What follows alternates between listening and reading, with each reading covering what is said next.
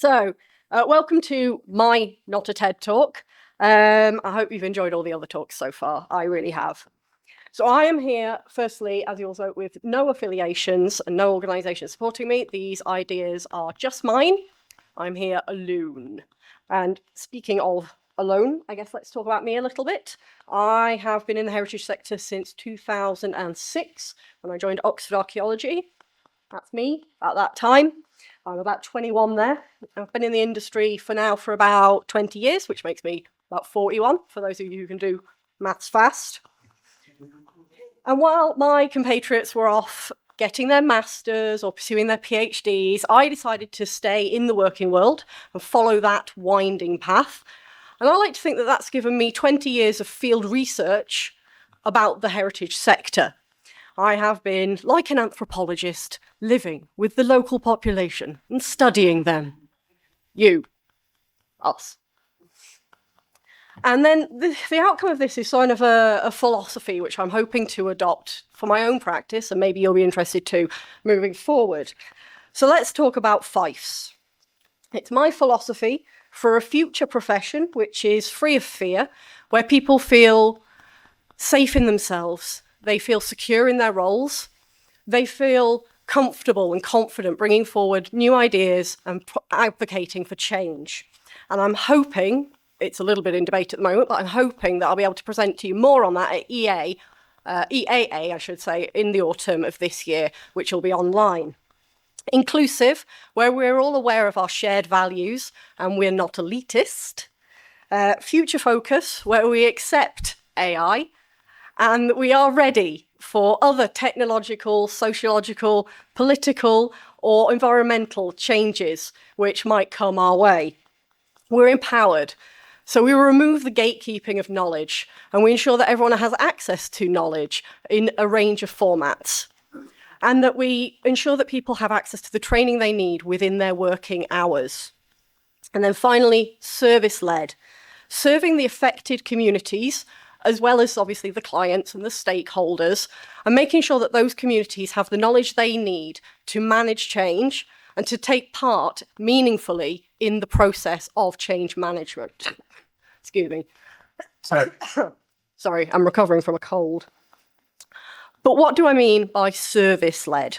Well, not providing a service. In this case, I am talking about servant leadership, which is where everyone, but particularly the leaders in an industry, put the needs, the growth, and the well-being of others before their own. And they do this both within and without their organisations. Because sometimes we have a tendency to adopt a self-protecting kind of philosophy, where due to a nature of scarcity, maybe the 2006 recession or the pandemic, we want to protect what we have.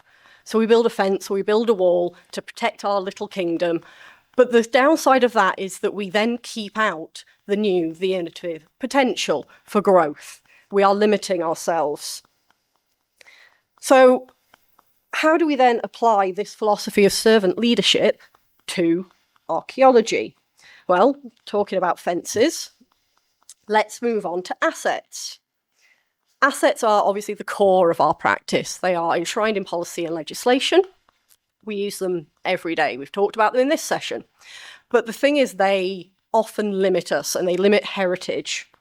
They create an us and them attitude and are part of the authorised heritage discourse, which makes us see ourselves as the experts who rise above. We are detached. And I think the other thing that I've seen creeping in to do with this, to do with assets and the fences, is a slightly stamp collecting approach to practice. And what do I mean by this? What I mean by this is, DBAs that are just lists of assets within a given radius and a quite mechanical assessment of the value of those assets to us as a community. And as Brian Cox, Professor Cox, quoting Ernst Rutherford said, it's all science is either physics or stamp collecting. And what they meant by that is, unless you do something meaningful, unless you get a deeper understanding of the thing that you found, your discoveries, you're not actually doing science. You're just collecting stamps on a little coffee card, and you can get a free one at the end. Lovely.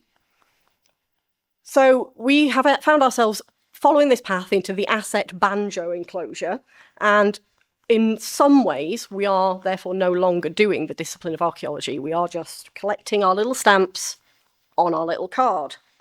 So what to do about it? Well, here we go. This is going to set some people stirring. DBAs, as we know them, are about 30 years old, give or take. There's been some tweaks, minor changes, obviously enshrining in the guidance by CIFA in the early millennium. But the world has changed massively in 30 years. Everyone's now got supercomputer in their pocket, 5G in the air, more TV streamers than you can shake a stick at. And, there was another thing. And the pace of change is just getting faster. For better or worse, it's just getting faster.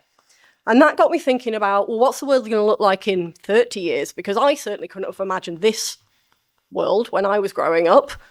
And so where will we be?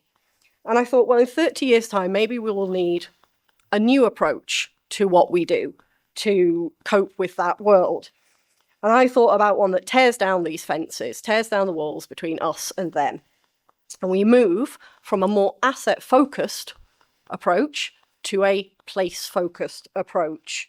And this is following on from the work of Vijarose and Hoffman at Cambridge on the East-West Rail. And hopefully it will leave us ready for the future. And then I can sort of read minds a little bit, so I can hear you all going, why though? Well, in planning policy, in policy rhetoric and in planning, place and placemaking are quite dominant. Good places, healthy places, places for people, sustainable places. And I think in the vein of sustainability, I think, our world is going to change a lot in the next 30 years. I think that's a foregone conclusion now. So this approach can leave us ready for change. And it can help us as professionals be prepared to help others, communities, manage that change and to cope with the loss of places, assets, or other heritages. I think the approach of a place-based approach is flexible. It's scalable for all projects, whether you're a mega project or whether you're a small or medium project in the countryside somewhere. It also bridges that gap. And I'm getting ahead of myself. It's also it's inclusive, not fixed and exclusive. I've heard a lot of people as well talking about how we could communicate our value better to clients and to other people. And I think, again, this is an approach that could help us with that because it has the potential to involve communities at the earliest stages of the assessment. It uses accessible language, which is familiar to our compatriots in other disciplines, and therefore makes our observations more usable for them and their work.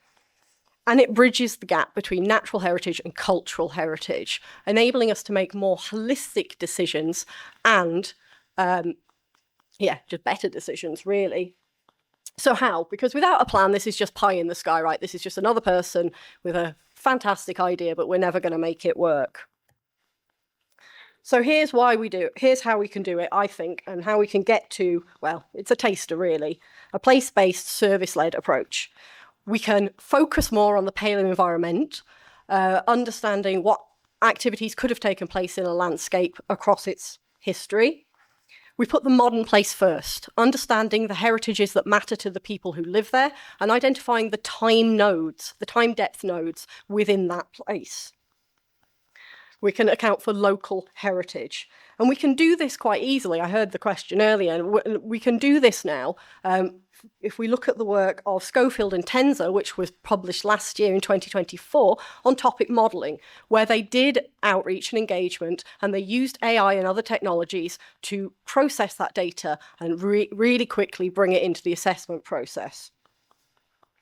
And then the other thing is we need to adopt a landscape approach, where we view all heritage as a mesh of time depth across the landscape, rather than ring-fenced sites which are floating in time and space. And then we also have the matrix for that already. We have HLC. It's been around again for 30 years or more.